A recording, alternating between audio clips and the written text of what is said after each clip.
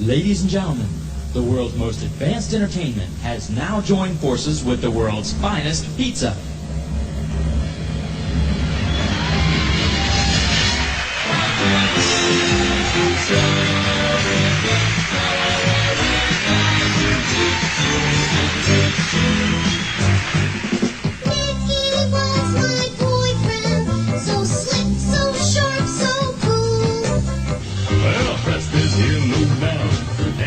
Goes down and round, yeah. Little sister, don't you kiss me once or twice, then you say it's very nice and then you run.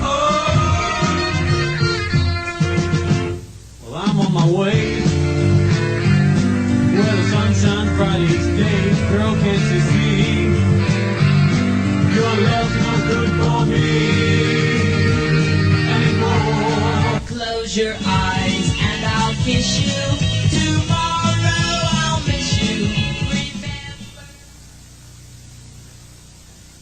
We went to the International Association of Amusement Parks and Attractions Convention several years in a row, looking for customers who would allow us to use our best talents that we could use and develop for them to build shows. And we got real lucky one year when we just happened to meet Bob Brock and the folks from Showbiz Pizza Place, because they needed our animation and we needed their application. We developed the Rocket Fire Explosion simultaneously with the other two stages at Showbiz Pizza Place.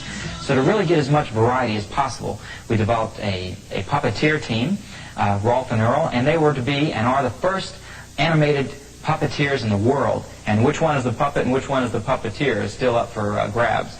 Okay, get ready, because all of you Showbiz Pizza lovers out there are going to be treated with the Rocket Fire Explosion personal dedication to the Beagle. Yeah, and here to start things off is our very own Beach Bear. On the other stage, we have Billy Bob and Looney Bird. And they're a team, too, and their teammanship works real well. Billy Bob is kind of naive about a lot of things, but he's got his heart in the right place. He's sweet and innocent and lovable and sincere, the complete opposite of Rolf.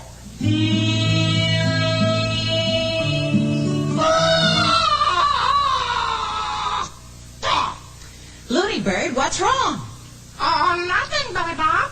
Nothing at all. Except that I hate that song.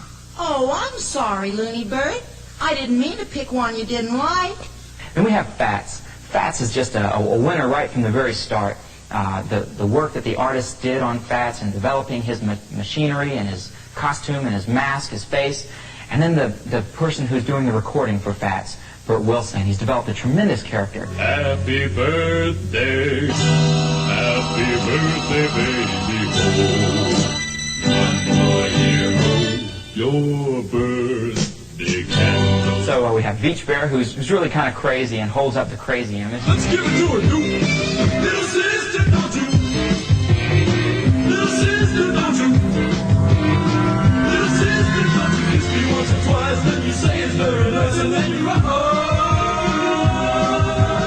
And Mitzi, who's being developed now as a model for girls and young girls. Mickey was my boyfriend, so slick, so sharp, so cool. His hot rod was his toy friend, till he challenged him to a duel. Duke, who's going to be the greatest drummer in the world someday. As we develop him, he will get new kinds of arms and wrist movements, and he actually plays a real set of drums. The man that does the voice for Duke is the greatest singer probably who's come along in a long time, and we sort of discovered him, so we're real proud of it. You'll notice that in his shows. His voice is absolutely beautiful. My love does it good.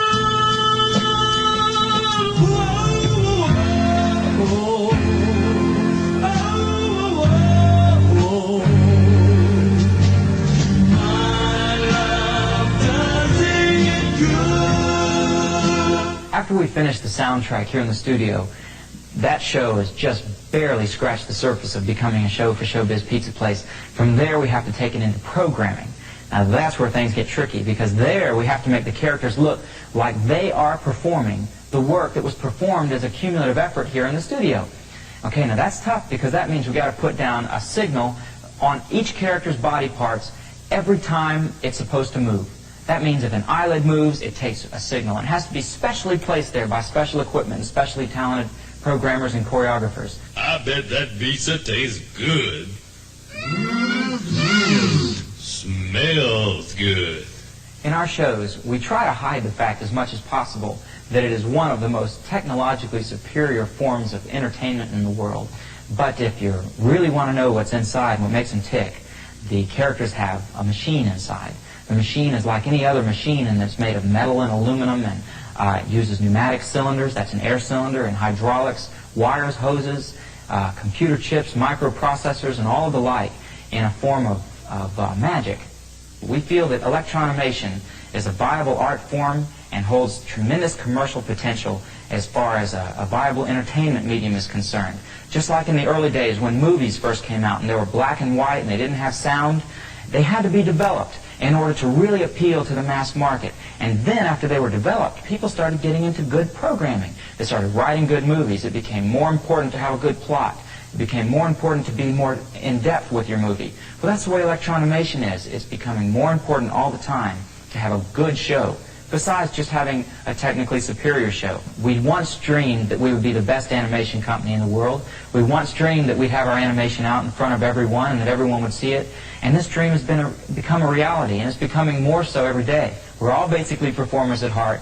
We're just lucky enough that we're collectively combined with some talent for engineering and art and mechanics to make it possible to combine this new entertainment art form for showbiz.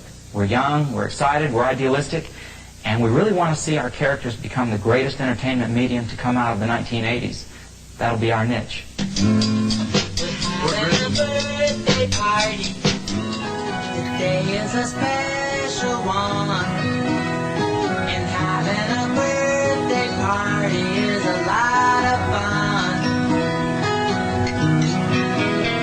So light up the candles, one for every year that's gone. We'll sing a song for you, and we're hoping your birthday wish comes true. You're gonna get lots of presents. You're gonna get a spanking too. We're giving you one to blow on, and it's just for you.